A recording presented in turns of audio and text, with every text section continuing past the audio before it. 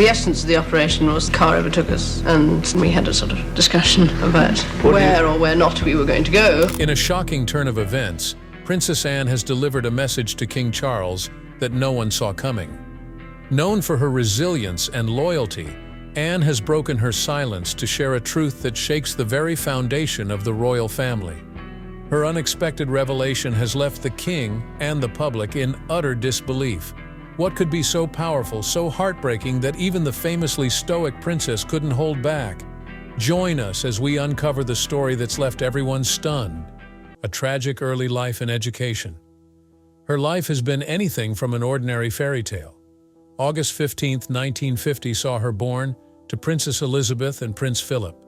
She enjoyed to play and explore just like every other child, but her life soon turned out quite different from other children's.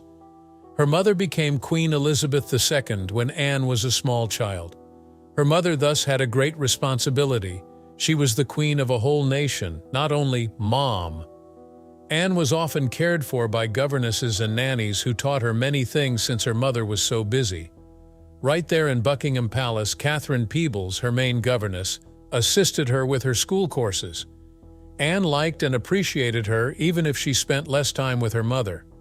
She would later on in life explain that although her queenly responsibilities kept her busy, her mother cared very sincerely. Anne attended Benenden School, a special school, 13 years old. She lived there among other children since it was a boarding school. At first, being away from home was difficult, but Anne soon developed friends and excelled academically. She came onto something amazing there, a love of horses. She developed her riding, training, and competitive skills and grew rather good at them. Anne became a champion rather than only rode horses. She became the first royal family member to win a European championship in horse riding in 1971, therefore attaining a major achievement. She even participated in the Olympics representing Great Britain in 1976. Though it was difficult to compete with more gifted riders, Anne was resolved. She loved that in the realm of horses, her position as princess had no bearing. Her ability and diligence counted most. Still, royal life carried a great degree of responsibilities.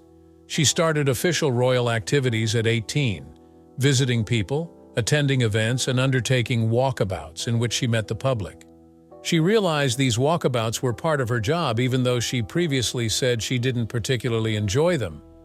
She stated she learned to maximize her birth as a princess was not her desired outcome. Princess Anne is today regarded as among the royal family members who work the toughest. Using her position to change things, she has done many nice deeds for others. Though your life isn't exactly a fairy tale, Princess Anne's life shows us that being real to yourself and working hard is the greatest way to live. A scandalous first marriage and quiet second union. The personal life of Princess Anne did not quite fit the fairy tale story that people sometimes demand from a royal. Her first marriage to Lieutenant in the Queen's Dragoon Guards, Mark Phillips, set off popular interest and joy. They got back together in 1968 at a gathering hosted for horse lovers, which made sense. Both of them truly loved equestrian sports. The public was delighted when they got engaged in May 1973. It appeared like a wonderful fit. By November, they were exchanging vows at Westminster Abbey, with an audience of over 100 million people worldwide watching their big day. But the beautiful story started to erode, and accusations of adultery soon dogged their marriage.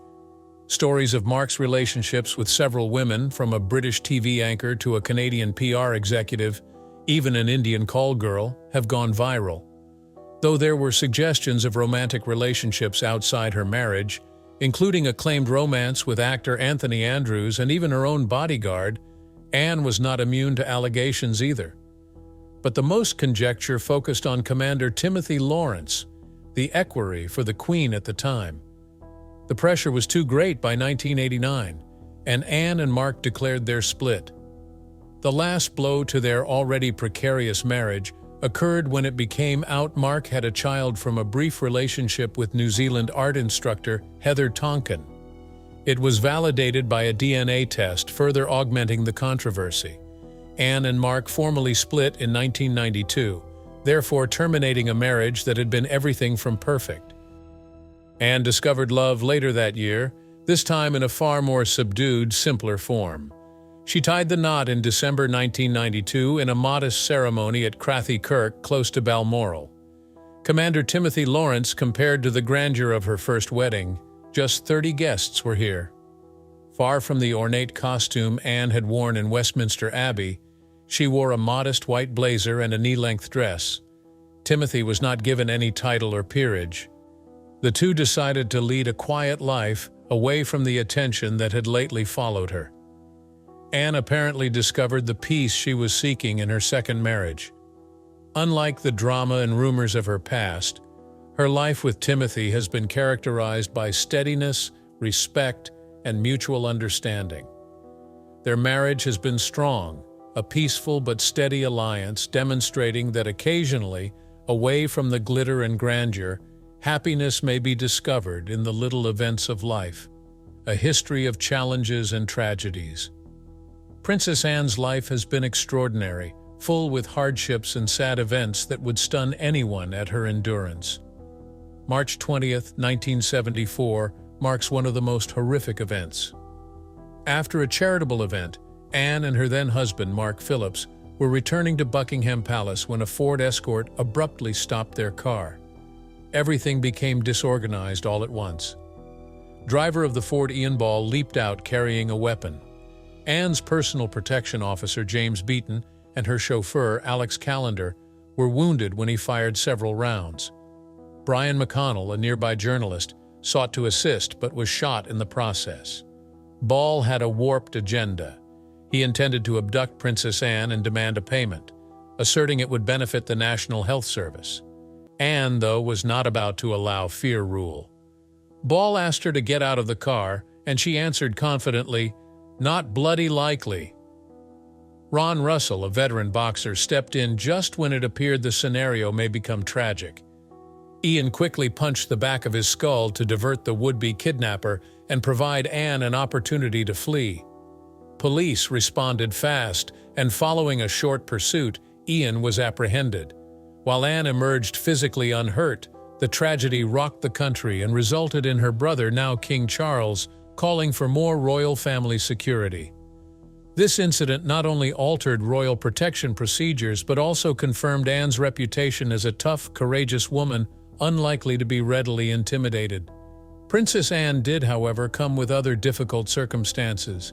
She was getting ready to compete for the British equestrian team in the Montreal Olympics 2 years later in 1976. Riding was in her DNA. She was resolved to represent her nation after inheriting her mother's love of horses. Then fate decided to toss still another curveball. Her horse dropped and rolled over her in a training session, causing a concussion, bruising, and a cracked vertebra. Most people would have their Olympic ambitions come to an end with such a major injury, not intended for Anne. She spent days in the hospital and suffered memory loss from the injury, but she was back in the saddle within weeks, battling to guarantee her Olympic team slot. She also did it. She did not take home a medal, but her pure will to participate was absolutely inspirational. Fast forward to 2002, and once more, Anne made news, this time on a dog-related event. Her dog Dottie suddenly followed 2 youngsters on bicycles, knocked them off, while out walking her 3 bull terriers. This got out of hand fast, and Anne was charged with not controlling her dog. Unlike many royals who would evade legal problems, Anne confronted the matter squarely. She paid her fines, entered a guilty plea, and guaranteed Dottie received appropriate instruction. This made Anne the only British royal family member with a criminal conviction. Her brother King Charles, who has always valued her forthright approach to life, discreetly helped her through this crisis, though. Apart from public criticism, Anne experienced personal loss. Prince Philip, her father, passed away in 2021, aged 99 years old. Her mother, Queen Elizabeth II, died aged 96, somewhat over a year later. For the whole royal family, losing both parents so near together was a terrible blow. But as King Charles assumed royal duties, Anne's cool and collected attitude proved to be a great asset. According to reports, she was instrumental in handling family affairs in the days following the loss of their mother. She even greeted Prince Harry upon his arrival to Balmoral to grieve her grandma. Both Anne's family and the public respect her for her capacity to remain calm after extreme personal loss. Knowing she is always there to offer a consistent hand when most needed, King Charles in particular has frequently turned to her for guidance and fortitude. The unbreakable bond between King Charles and Princess Anne. Beyond the royal front, King Charles and Princess Anne have a connection even stronger. Though many view them as merely members of the British royalty, their relationship is evidence of the strength of family molded by shared experiences, mutual respect, and a little sibling rivalry. Growing up just 21 months apart in age, Charles and Anne negotiated their early years together in Buckingham Palace under public view. Their mother's coronation saw them frequently in the care of nannies and governesses, as Queen Elizabeth and Prince Philip performed royal responsibilities. But rather of making one lonely, this arrangement strengthened their intimate relationship. With her independent nature, Anne frequently confronted Charles, the future king, reminding him that his status did not always mean he could make decisions. Close family friends remember Anne was bold and aggressive even in childhood. Often leading the way in their exploits, she had a natural leadership quality that greatly delighted those close to her. Their friendship grew anchored on their common love of horses and outdoor pursuits. Highlights of their young years were riding horses together, watching polo games, and seeing the countryside. Fascinatingly, Anne usually excels in physical pursuits than Charles does.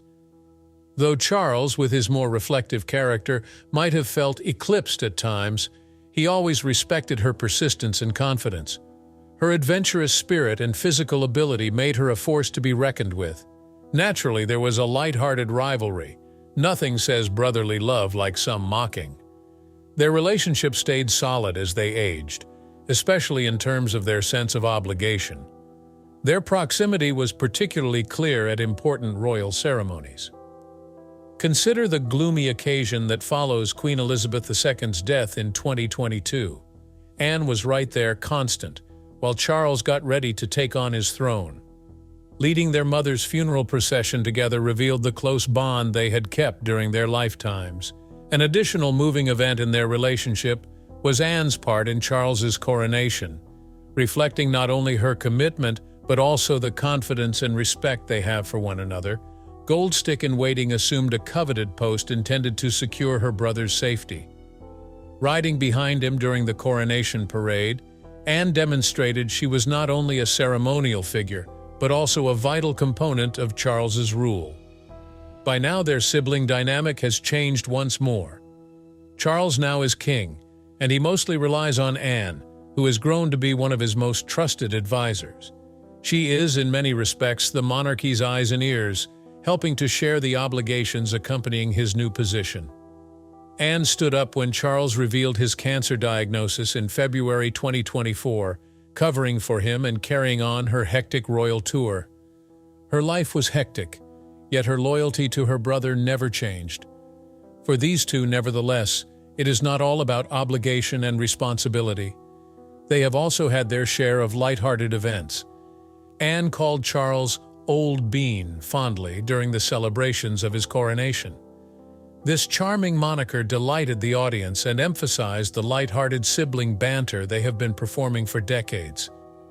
These events remind us that, beneath the royal titles and the great responsibilities of duty, Charles and Anne are still merely brother and sister bonded together by a lifetime of shared experiences and an enduring bond.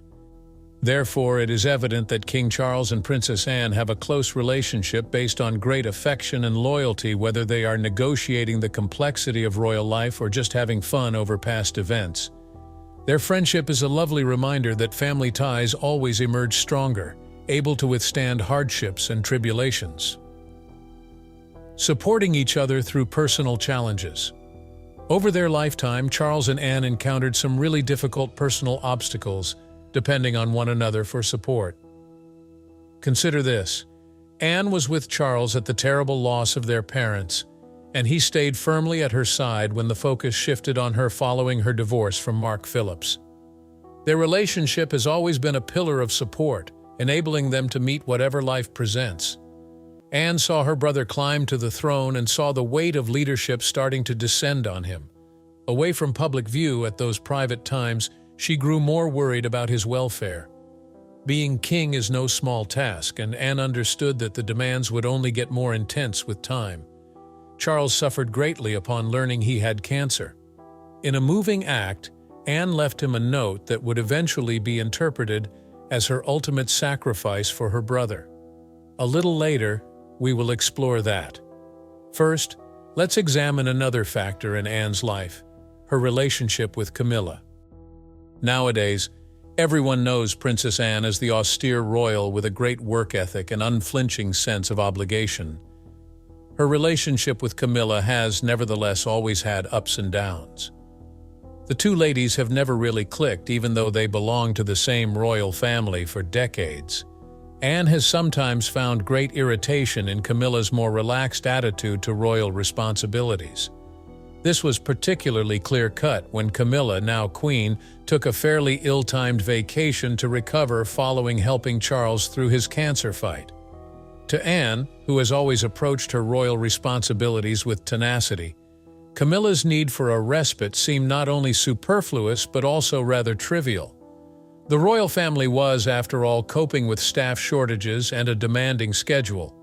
Always the team player, Anne found it difficult to understand why Camilla felt compelled to back off following only a few interactions. Those irritations have not gone unreported. Though Anne's reservations about Camilla's commitment to her role are mounting, royal insiders have noted her ability to control her concerns. Publicly, Anne has kept a diplomatic posture. Although she did praise Camilla's effort, she once delivered a fairly subtle, backhanded remark about her, suggesting that the queen role didn't seem like a natural fit for her. But in private, that tells a rather different narrative. Anne has very serious worries.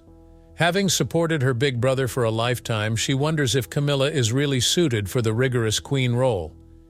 Anne has even said that Camilla should be titled Queen Consort, not just Queen. To her, that title is really important. For someone who has devoted their life to the monarchy and her brother, this viewpoint is based in custom and a great respect of the institution. Anne obviously loves the monarchy, and her ideas on Camilla's title show her will to uphold that respect and legacy. As we continue, let's explore the details of Anne's poignant message to Charles, a testament to their bond and her unwavering support during such challenging times. Princess Anne's tragic message to her brother. What Princess Anne said about King Charles after Queen Elizabeth's death made royal circles go crazy. Imagine being at the emotional family meeting and seeing how selfless Anne was. Many people, including Queen Camilla, were shocked when she told Charles in a gentle way that she didn't want to be involved with his plans for his estate. Witnesses say Anne stares at Camilla with a serious look on her face. She said, "I'm here for the family and monarchy, no matter the cost." Charles was about to cry because his sister had given up so much. Think about how upset everyone was at the table. Anne's choice was based on her duty to the crown, not just her own desires. She knew that Charles would feel better about his money if he gave up the fortune. A British monarch can leave their whole income to their new king without having to pay the 40% inheritance tax. In this way, Anne's deed was both moral and useful. Anne is the only daughter of the late queen and a loyal princess. She knows that what she is doing will cost a lot of money. Not like her brothers Prince Andrew and Prince Edward, she pays her own bills. This isn't just another sacrifice for her. It's part of the silent promise she's made to her family and the school for years. Talk about Camilla's response. Reports say she was shocked and almost couldn't believe it. When someone you care about puts the family first, it's hard to understand. Anne quietly said that she had made the choice to protect the monarchy. Because of the rules of royal life, Camilla may have found it hard to understand how someone could be so generous. It was clear that Anne's action moved Charles. Because they share love, respect, and duty, Anne's devotion to the monarchy hurt him. Some people think he cried because Anne was so kind, and because he misses having a friend who doesn't care about themselves. Anne has always been there for him, but he clearly misses a queen who would do the same for him. Anne won't get anything from her mother because of what she did. King Charles got everything, about $850 million, which secured the future of the crown's money. But Anne had already decided to protect the security of the monarchy, even if it meant giving up her share. What does this mean for Princess Anne's role as a princess? She stays true to her family and is strong. As a dramatic reminder of the things that people have given up behind the scenes, it shows how selflessness is what keeps the government strong. As Princess Anne's heartfelt message to King Charles resonates, we are reminded of the complex emotions and unbreakable bonds within the royal family. If you enjoyed this insight, please like and subscribe for more stories on the lives and truths of the royals.